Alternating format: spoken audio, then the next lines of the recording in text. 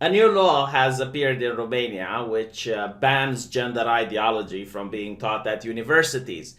And the Western mainstream media is freaking out about it. They're saying, oh, this is taking it back to the Middle Ages. The Middle Ages! Oh my god, the Middle Age? Really? Really? Okay, right. So, the people of Romania, from what I have seen on various Facebook groups, on actually going out and interacting with humans, and even the Romanian press, they don't really care about it. They don't have an opinion one way or another.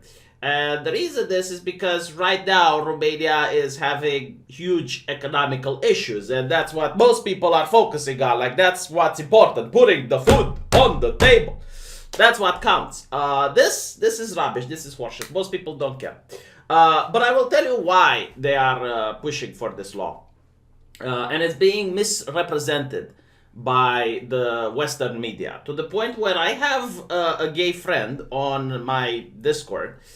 He asked me, it's like, hey V, can I come into your country? Because I hear Eastern Europe is a bigoted place.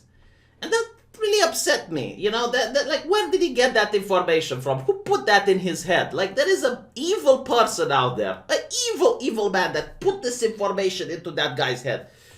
The reality is that Eastern Europe has always been better for LGBT people than Western Europe. The Orthodox Church has been far better towards the LGBT people than the Catholic Church, for example.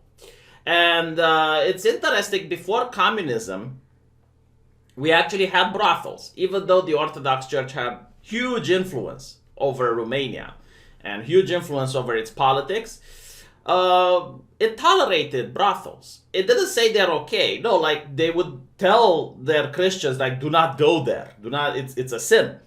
But at the same time, they wouldn't try to pass legislation to shut them down, even though they could. And once the communists came, once the socialists, the people for equality got in here, then they criminalized being gay. I remember being at law school, and there was this very interesting case that I studied. It was called the Garden of Pleasure. And it involved an investigation done by the secret police over a park in my town where a lot of famous people would gather, such as music producers, artists, people that were writing for the press. And they would meet in the park as a type of grinder, you know, like try to hook each other up and do the fiki.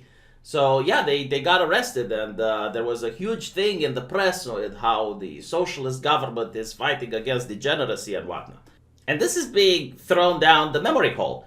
I don't see people in the West even being aware of the fact that just a couple of decades ago, the USSR criminalized homosexuality within its own borders, but they would spend millions of dollars, well, rubles at the time, in order to preach LGBT activism to Western nations as a way of saying, look how evil capitalism is, look how it oppresses an entire class of people just because they were born that way.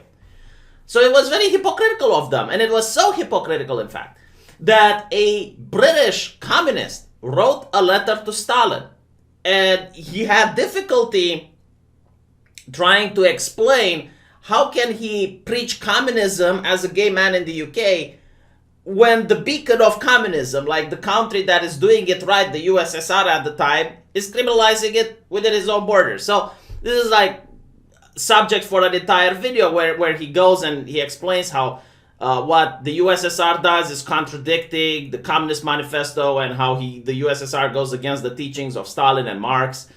And Stalin doesn't respond. He just archives the letter and he says, an idiot and a degenerate. You know, like this is not talked about. This is not discussed about. The best place for homosexuals in the world is capitalist nations right now. Like, you do not want to go in a theocracy. You do not want to go in a socialist nation like Venezuela or like Cuba, or to go back in time in any of the nations under the Iron Curtain, because you would be persecuted. So with that said, you need to understand that the people that lived under the USSR, they knew about these tactics. They knew that the USSR wasn't concerned about gay rights. It was concerned about criticizing capitalism, like bombarding with propaganda the people who lived under capitalist nations with reasons why capitalism is bad. And the solution isn't to fix capitalism. The solution would be to tear it down and install communism or socialism under the influence of the USSR. So you need to understand that most nations that lived under the Iron Curtain, and we're talking here about Russia, Poland, Hungary, Romania, they are aware of these subversive tactics where you pretend you care about one thing, but your goal is something else entirely. So you pretend you care about gay rights, but your goal is actually to dismantle capitalism. And this is really harmful for the people that genuinely care about the actual subject. Like people who actually care about feminism are hurt by the fact that there are other people that pretend to care about what they're interested in. They co-opt the movement, and then they talk against capitalism, and they talk against anything that goes against socialist values, if you will. And this is why you see in Poland, for example, the president of Poland saying gay ideology is worse than communism. Now, if you do not understand the background, and if you do not understand the lore and the idea that Poland was conquered both by the socialists and the Nazis, which is why Poland considers them both evil ideologies incompatible with liberty and freedom, when they look at the West and they see the subversive tactics that have been used, tactics that were used against them in the past, they recognize them. Now, this doesn't mean that they are actually against gay people. Like, if you're a gay person in Poland, it's a lot better for you than if you were a gay person in, let's say, either Cuba, Venezuela, or Qatar. And this is why it angered me when my friend asked me, it's like, hey, I'm a gay person, can I come to Eastern Europe? Yes, you can.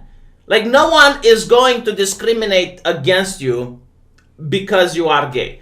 This only talks about the ideology, the thing that comes from the universities that claims to speak on behalf of gay people, even though they never actually poll gay people, even though they never survey gay people. This is what Russia, Poland, Hungary, and now Romania are talking about. This ideology limits freedom in ways that other ideologies do not. So let me give you an example of what I mean. Eventually, it turns into legislation. So if you disagree and you say, I don't know, you don't think a trans woman can become a man or something like that, well, now you can get in trouble with the cops. If you, for example, do like J.K. Rowling did, and you say, I don't think a man can menstruate, well, you get some of the most vicious and mean-spirited people, some of them actually sending you death threats. And like, we're looking at this from Eastern Europe. We're noticing this, and it's unacceptable. Like, we do not think that an elderly woman should receive the levels of abuse just because she's having an opinion which didn't actually hurt the person. It hurted the ideology. And this is like something we in Eastern Europe do not consider as normal. We do not teach people 2 + 2 = 4, and if you disagree, you get fired, you get beaten, you get harassed, you get ostracized. No, if someone says, no, 2 + 2 = 5, we go like, okay, prove it. And we have a normal conversation about it. The way we notice here in Eastern Europe that this ideology is being pushed is either you 100% agree or bad things happen to you. Now, it doesn't necessarily mean that the bad things have to happen from the government. Don't get me wrong. But here in Eastern Europe, we understand the power of religion, we understand the power of private corporations, and we understand the power of the state. Both of these three things can be oppressive. So when we see like corporations and companies banning, deplatforming, getting people fired, doing all of the harm that they can possibly do, and they would probably do even more if they had more power to people who just disagree, and or people who voice an opinion, even though they don't actually hurt the person. They just say, well, we don't think that a woman can have a cock. And because of that, that person needs to be attacked and harassed. And yeah, we don't like that. We don't want to live like that. Like, we know how it's like to live under tyranny and terror. Because during the communist regime, there were 2 criminal books. Like, it was the penal code, which dealt with normal crimes like burglary, arson, mugging, thieving, and that was pretty much left alone. Like, it was the same criminal code that existed before the communists came. And then you had another one. I forgot exactly how it was called, but I think it was like ideological crimes or crimes against ideology, something like that. It was to punish counter-revolutionaries, basically. And they would punish you for things you would speak, like just for things you would say. And there were certain situations where you could get into prison just by speaking out, and you'd get more years than if you'd kill someone. That is fucked up. I don't know how you can justify it, but it's fucked up. Like, no one that claps their mouth and goes blah, blah, blah should go to prison for more than someone that actually murders someone. Maybe I should do a video and read some of those laws because they were really interesting. But we noticed where this leads. And again, like, it's not about gay rights. Like, it just spreads like a web. Like, the gay rights is the Trojan horse to get people used to the idea that, yes, you shouldn't have certain political opinions because there's punishment.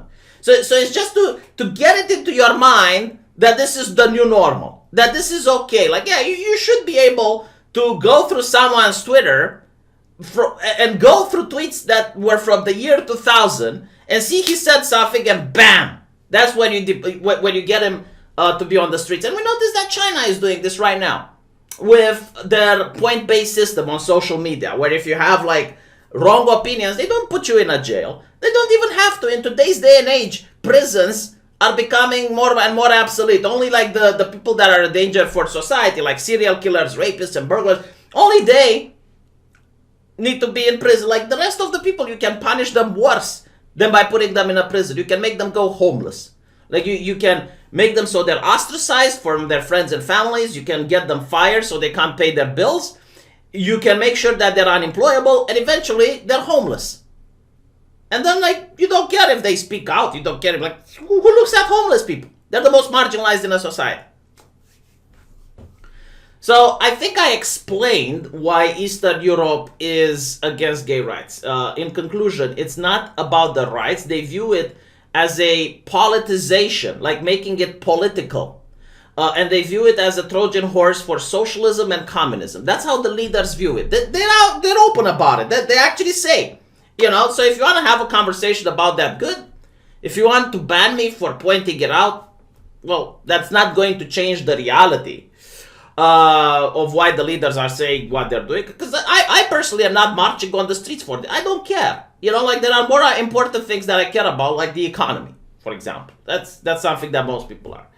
But now let's talk a little bit about whether this is against free speech or not, right? Like the government banning gender ideology from universities. First of all, you wanted public education. Like, you wanted public education, meaning that the government pays for the universities, meaning that the government regulates the universities it pays for. So if you want public education, yes, the government can actually go in and say what can and can't be taught. Don't like it, start a private university. This law does not forbid gender ideology from being taught in private universities. You can start your own. Oh, but you don't like it now because the university students have to pay to go to your private university. Well, tough shit. Tough shit, like, pay for the stuff you want to indoctrinate people in. Here's what I disagree on a fundamental levels with these things. I think that the university at a school, main purpose is to train people to become lawyers, doctors, whatever, right? To train them for a profession. I don't think like a university has a duty to culturally and ideologically mold people so that they're activists. Because here's the reason, okay? The government pays money for a student to finish a university in the hopes that that student becomes a doctor and then goes to Germany to work there for like 4,000 pounds a month and send money back into the country. So the government basically recovers its investment. I'm not even kidding. That's what happens in my country, okay? Everyone leaves. Like, I don't know a single colleague from med school that still remain in the country. They all leave. Because it's a lot more profitable to go work in Germany, UK, or whatever, and then they send money back home. It's the system. It is what it is. But like the government is trying to get its money back, to train something so that they can. If you train someone to become a gender activist, what job are they getting? Especially like as a white person. Like the only job you can get as a diversity officer or whatnot is not given to straight white people. It's like being a woman that goes to Catholic church to become a priest. You're not going to do that. You're not going to make it. It's money wasted. You're wasting your efforts. Like just go somewhere else where you can find the job. I'm genuinely curious. Like, is there a single straight white man as a diversity officer? I want to see it. Like, I want to see it. I've never heard about it. Maybe there is, but I'm not aware. Being a diversity officer is a really good job, by the way. Like, you get a lot of money. I think you get over $150,000 per year in that job. So no, it's profitable, but it's not for white people. So yeah, like, why would the government pay you so you can get a job and then become unemployed? Like, they would rather you do a STEM university or do something where you can actually have a job so that you can pay taxes in the future rather than become unemployed and take money away from the taxpayer. So that's the first thing. The thing with the schools is also annoying. Like, I really disagree with anything being taught in schools that doesn't help one get a job. And this has to do with religion. Like, in my country, we learned religion at school. Music, do that shit in your own free time. PE, physical education, do that shit in your own free time. Like, the school should just be focused on things like math, biology, like things that are important. Like, if it was up to me, I think like half of the things that are being taught in schools would be removed. And you'd only have like math education, learning how to pay your taxes, learning how to start a business, learning how to write a resume, learning how to get a job. Like, that is what you should focus on in school. But the reason you don't do that, and a lot of governments don't do that, is because, well, that music teacher or that religion teacher, well, he's still a human being. He still needs a job. He still needs to earn a loaf of bread. He still, like, you can't just fire them. And because of that, you have, like, when I went to high school, you had 8 hours of being at high school. So from 7 a.m. all the way to 3 or 4 p.m., I forgot, like, yeah, I would wake up at 7, have to be there at 8, and then I would stay there until 3 p.m. And then when you go home, you have also homework to do. It's like you are being bombarded with so much knowledge. I was doing like complex numbers and I was studying quantum physics. I'm not even kidding, like it's insane. And I don't remember most of that shit. But it was bombarded in my brain, like, because just like, what if he wants to become a chemist? What if he wants to become a mathematician? What if he wants to become this? Why don't you just shut the fuck up and teach me how to write a resume? How about that? Because believe it or not, I still don't know how to write one. I still don't know how to write a proper one. Like, if I were to have to write one tomorrow, I would have to Google it. So yeah, this is like a big thing. And the second big thing is that I think parents have a role in teaching and educating their kids. Like, I look with horror, with absolute horror, at Western mentality and how they view that, no, the corporation has to take care of your kids. It's like, let's make this website safe so that if a kid goes saying, okay, but what about the parent? What is the role of the parent? The corporation, the government, the nanny state. Like, there was this Labour MP in Britain saying that the school should do more to educate her child. It's like, why do you trust foreign people that are outside of your family, to educate your child? Why do you do this? It's not the job of the schools and the universities and the corporations and the government to educate your kid. It's your job as a parent, first and foremost. So this is like something that also angers me. Like, no, I don't think cultural issues should be taught in school. I definitely do not think that certain universities that have a track record of spewing out unemployed people should be funded by the state. They should be funded by the private sector. And yes, I would include here philosophy as a university that should be funded by the private sector. I know some of you might be philosophers and you're like, blah, blah, blah, blah, blah. You're going to be unemployed. You're going to be jobless. You understand this? Like, you are not going to be on the same level with someone who finished STEM. Look at it. This is cold, hard reality. I am telling you, you will be unemployed. Unless you're one of the lucky 1% that manages to get a job as a university professor or something. But otherwise, this is the truth. I know it's hard to accept. You will be unemployed. So, philosophy, history, like everything that creates just A certain percentage of unemployed people should not be funded by the state. The state should focus on funding universities that make people employable. I would rather give money to people that become working class, like electricians, engineers, like all these things that are actually looked down upon. Believe it or not, it's like, oh, what do you want to do? Oh, well, I want to learn to be a carpenter. Seriously, there are circles where people look like that, but I'm telling you what, that carpenter is going to earn more money than you are going to earn with your philosophy degree. Let that fucking sink in for a bit. Even the guy mopping the streets is going to earn more money than the guy with the philosophy degree. So yes, I know a lot of students, because I've been, believe it or not, I used to be a teenager. And I know how most teenagers think. They think it's like, okay, all universities are the same, and like being a person with a diploma is something prestigious. It's not. I have 2 diplomas. It's not prestigious. Anyone can do it. Trust me. Like, it's not a matter of if you can do it. It's like how long it takes to do it. Like, I know certain people that went to med school and after 12 years they graduated. Like, it's kind of impossible, unless you're mentally deficient, to not finish a university nowadays. Like, all you have to do is to keep at it. Just keep at it. Don't let yourself be discouraged. Keep at it and pour money into the system. And if you read a book 100 times, chances are you're going to memorize it even if you don't understand it. And you will pass that exam.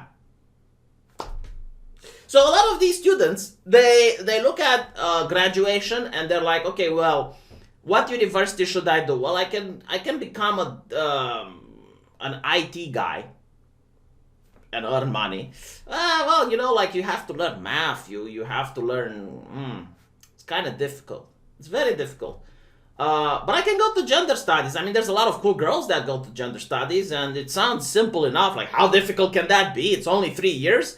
And they go to that shit. Why do they go to that shit? Because I'm telling you what, when they finish that shit, they regret it. They regret it because now they wasted 3 years of their life thinking they're going to get a job somewhere. And they're unemployed, and they're unhappy with their life, and they blame capitalism. So this is why I do not agree with these universities. Like, I do put, like, gender ideology to be on the same level as philosophy. And other, humanities universities that should be private. Like, I'm not against people doing it. You want to do it, pay for it, do it on your own time. Why do you do it from my taxpayer money? But how can we differentiate? Again, you have a committee that uses percentages, like how many people graduating this university manages to get a job within the next 2 years. And if a university falls under that number, like let's say 70% of the people it produces are unemployable, stop funding it. The market doesn't need it. They like, why? Why you do that? Why you create misery? I'm telling you, with 2 universities diploma to be unemployed, it's really depressing. It's like you feel like you wasted your years. You feel like you did nothing. Horrible. So yeah, but I think it's on purpose. Like, they want people to be miserable, so they become revolutionaries. And then they burn shit down. So that's my opinion. Now, I don't think this particular law is going to pass, simply because it needs to be signed by the president, whose name is Klaus Johannes, a very pro-German type of president. And usually you look like, is this something that the Germans would pass? If the answer is no, he would probably not sign it. Believe it or not, it's the left-wing party in Romania that actually signed this. And again, it's probably because they know. Like, most of these people are relatives of the old guard. They know the secret police, and they know how communism operates, and they're the ones that are passing this legislation because they know. Yeah, I don't think it's going to pass. Now, whether it's constitutional or not, right? Because our country bans discriminating based on sex or gender or whatnot, and we have like our own version of a Supreme Court. But you are not banning gay professors from teaching.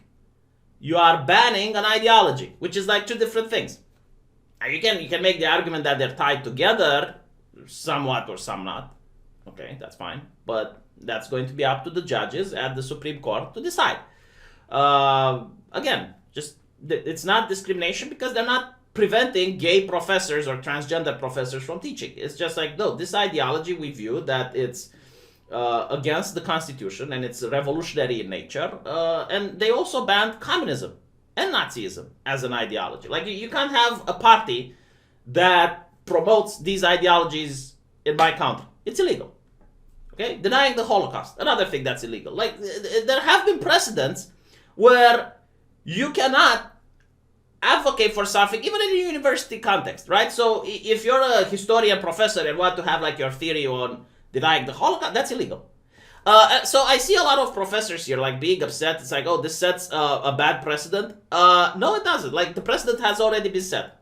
In my country, my town, there was a psychology university, also should be private, and it was being co-opted like by this weird cult. It wasn't a political cult. It had nothing to do with politics, but it encouraged defooing. It encouraged isolating family members and friends that did not believe in this spirituality that the cult was. The government stepped in and just fired the professors, just like that, you know, because parents were complaining. They were pointing out, what is this nonsense? And the government stepped in. So no, like, the precedent is set. It's like, as long as it's a public institution, the government, it's a public government, can do whatever it wants. But if it's a private institution, like, go ahead, you know, like, form your gender studies universities, and that's it. Like, problem solved. Stop crying, stop complaining. Yeah, let me know what you think. Do you think the current V4 alliance, the Visegrad alliance in Europe, is wrong? Or do you think that the Germans and the Brits are in the right? If I'm not mistaken, even the Brits recently decided to ban surgical operation on transgender kids. Sweden had a conversation about it because like 3,000 girls or something like that were deciding to transition. So now Sweden, very progressive, very socialist, had on national television a discussion taking place about it, and transgender activists were livid. And the reason this is happening, because a lot of people are like, well, how did it happen? Blah, blah, blah. They snuck in the legislation. They snuck it in during the night. It's because if you ban people from talking about it, or you create a culture where people are scared to talk about it, not because they are going to be proven wrong, but because there are consequences that happen if you talk about it. That doesn't mean that people agree. No, it just means that they're afraid to talk about it. But I'll tell you what, when they go to vote, they're not afraid anymore because the vote is secret. It's done in secret and no one can see what they're voting. And then they're going to vote based on their own convictions. Now, again, you haven't managed to convince them that they're wrong. You just threatened them to shut the fuck up. And they did shut the fuck up. But then putting a stamp on a piece of paper doesn't require anyone to talk about it. So maybe change your tactics and try to convince people and have arguments. But, you know, again, like, imagine a world where people would be threatened with violence if they wouldn't say 2 + 2 = 4. Now, a lot of people may agree that yes, 2 + 2 = 4, but they might disagree with the way you're enforcing it. So let me know what you think, and I'll see you guys in the comment section.